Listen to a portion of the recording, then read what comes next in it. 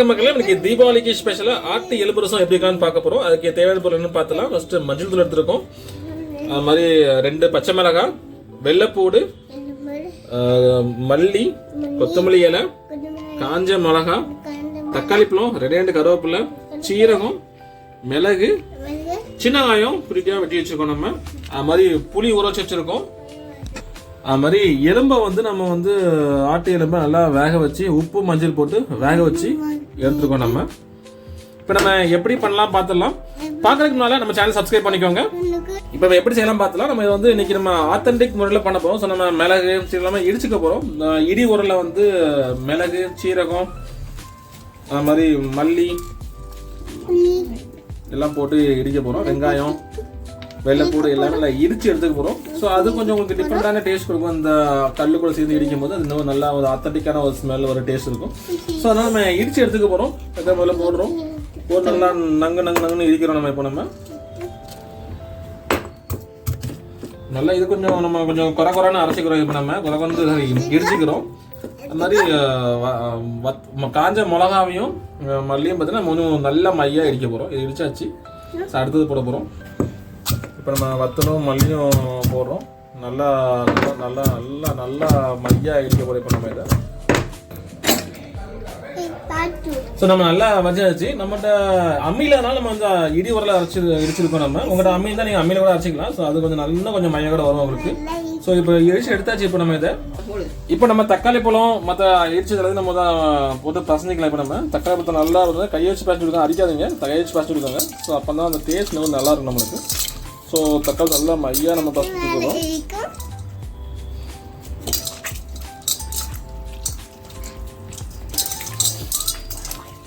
நல்லா நம்ம பசஞ்சு விட்டுருக்கோம். ஃபுல்லாக பசஞ்சு விட்டுருக்கோம். தக்காளி பழத்தை நல்லா நம்ம மசிச்சாச்சு. இப்போ நம்ம கூட புளித்தண்ணி ஆட் பண்ணுவோம். புளித்தண்ணி நம்ம இது கூட ஆட் பண்ணிடலாமா. புளி நல்லா மசிச்சு விட்டு புளி நம்ம ஆட் பண்ணிடலாம். நம்ம தக்காளி பழத்தையும் புளிப்பு இருக்கும். ஸோ ரொம்ப புளிப்புன்னு தேவையில்ல. ஸோ கொஞ்சம் புளி ஆட் பண்ணி சமைப்போம். புளி நல்லா பசஞ்சாச்சு. புளித்தண்ணியும் தக்காளி நல்லா ஆட் பண்ணியாச்சு. இப்போ நம்ம இடிச்சு வச்ச மசாலாவும் ஆட் பண்ணிடலாம். இதில் சும்மா வத்தல் மல்லி அரைச்சோம் இல்லையா, நல்ல மையா. ஸோ அதை ஆட் பண்ணிடுறோம். இப்போ நம்ம அதையும் ஆட் பண்ணியாச்சு. சாப்பிட்டு நம்ம பார்த்தீங்கன்னா இந்த வெள்ளைப்பூர்லாம் தான் அதையும் உள்ள ஆட் பண்ணிடலாம். நம்ம ஸோ அந்த 2 கருவேப்பிலை வச்சுனா அதையும் உள்ள போட்டாச்சு. இப்போ நம்ம 2 பச்சை மிளகாய் வச்சோம் இல்லையா, ஸோ அதையும் உள்ள போட்டு அதையும் நல்லா நசுக்கி விட்டுருவோம். மிளகாவையும் ஸோ எல்லாத்தையும் நல்லா நசுக்கி விட்டு மல்லியை மட்டும் போட கூட மல்லியை நம்ம கடைசியாக போட்டு கொச்ச பிறகு இறக்கணும் நம்ம. ஸோ எல்லாத்தையும் போட்டு நல்லா இதுடாச்சு. தட்டி அடுப்பில் வச்சாச்சு. இப்போ நம்ம எண்ணெய் ஊற்றி முறையை நம்ம தாளிச்சிக்க போகிறோம். ஸோ அதுக்கு தேவையான எண்ணெய் ஊற்றிருக்கோம். நம்ம இதுக்கு நம்ம பார்த்தீங்கன்னா உங்களுக்கு கடல் எண்ணெய் ஊற்றிக்கலாம். ஸோ எண்ணெய் கொஞ்சம் சூடாகட்டும். சூடாகணும்னா நம்ம 2 காஞ்ச மிளகாத்தூள் போட்டுக்கலாம். அது கொஞ்சம் வெந்தயம் போட்டு கடுகு போட்டு தாளிச்சிக்க போகிறோம். ஸோ எண்ணெய் சூடாகட்டும். எண்ணெய் சுட்டுருச்சு. இப்போ நம்ம கடுகு போட்டுக்கலாம். கடுகு போட்டாச்சு. கடுகு நல்லா வெடிச்சு வரட்டும். ஸோ கடுகு வெடிக்கிற வரைக்கும் வெயிட் பண்ணுங்கள். கடுகு வெடிக்காமல் தாளிக்காதீங்க, நல்லா வெடிக்கட்டும். வெடிக்கும் போது டப் சத்தம் வரும். இப்போ வெயிட் பண்ணுங்கள், காமிக்க சத்தம் வராது. இதான் கடுகு வெடிக்க வந்து இதுதான் கடுகு வெடிக்க வச்சு பார்த்தீங்கன்னா இந்த பறக்கு பாருங்க, தெரிச்சு வரும். கடுகு வெடிச்சிது. ஸோ கடுகு வெடிச்சோடனே நம்ம இப்போ வெந்தயம் போட்டுக்கிறோம். வெந்தயம் போட்டாச்சு. ஸோ நெக்ஸ்ட் நம்ம இப்போ வத்தலை போட போகிறோம்.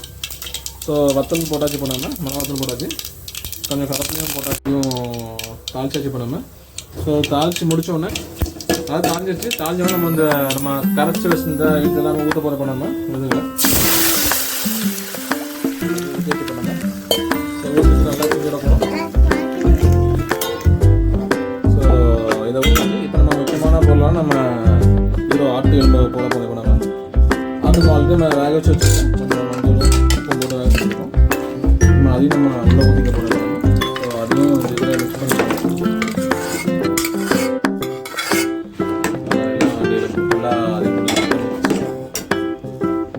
இப்போ கொஞ்சம் நம்ம மஞ்சள் போட்டு போகிறோம். இப்போ நம்ம இதில்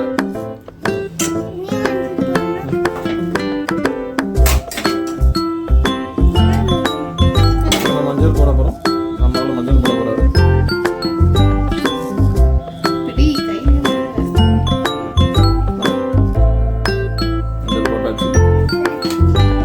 மஞ்சள் போட வச்சு இப்போ நம்ம தேவைக்கு கொஞ்சம் உப்பு போட போகிறோம். உப்பு போட்டு டேஸ்ட் பண்ணிட்டு உப்பு கலந்து ஆகிட்டா சூடு பண்ணிடுறோம்.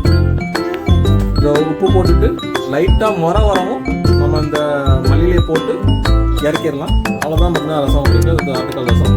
கொஞ்சம் உப்பு போட்டு நல்லா நம்ம கலக்கி விட்டுட்டு கொஞ்சம் முறை வர வரைக்கும் அதை நுர வர மாதிரி கொஞ்சம் வெயிட் பண்ணுறோம். நுர வந்தோடனே உப்பு கட்டாக பார்த்துட்டு பண்ணுறோம்.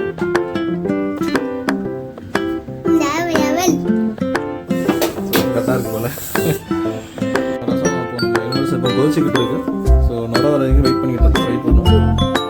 டெக்ஸ்ட்லாம் பயங்கர சூப்பராக இருக்குது. அந்த மிளகா வத்தல், எலும்பு, பச்சை மிளகா